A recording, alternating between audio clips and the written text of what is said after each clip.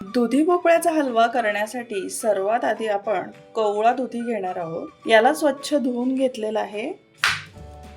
अशा प्रकारे ह्याची दोन्ही साइडनी कट करूया। अशा प्रकारे दुधी भोपळ्याचे सगळे साल आपण काढून घेऊया। आता आपण दुधी भोपळा किसणीने किसून घेऊया। हा अर्धा किलो दुधी भोपळा मी घेतलेला आहे। गॅसवर कढई तापायला ठेवलेली आहे।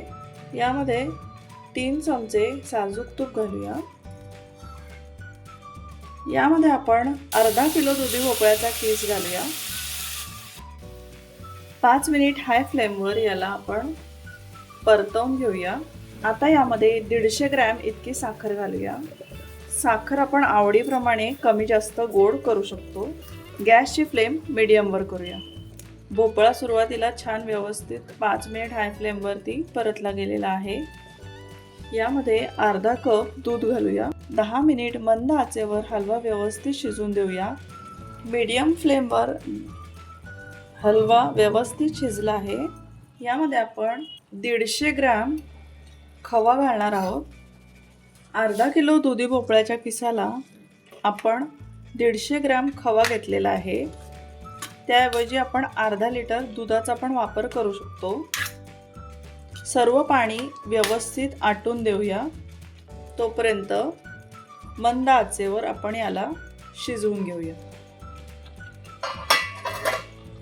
खवा घातल्याच्या नंतर आपण याला सतत हलवत राहूया जोपर्यंत खवा व्यवस्थित ड्राय होत नाही। आपण याला सतत हलवत राहूया, नाहीतर हलवा खालून लागू शकतो।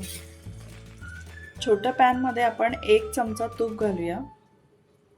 तूप तापलं की आपण यामध्ये आवडीप्रमाणे ड्रायफ्रुट्स घालूया।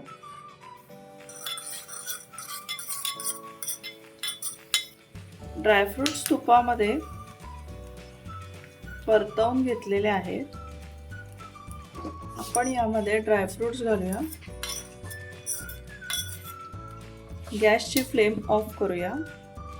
पाव चमचा वेलची पूड, पाव चमचा जायफळ पावडर घालूया। दुधी भोपळ्याचा हलवा सर्विंगसाठी रेडी आहे। आपण याला बाउलमध्ये सर्विंग प्लेटमध्ये काढून घेऊया। तोंडात टाकताच विरघळणारा आणि सगळ्यांना आवडणारा दुधी भोपळ्याचा हलवा सर्विंगसाठी रेडी आहे। तुम्ही पण असा नक्कीच करून पहा।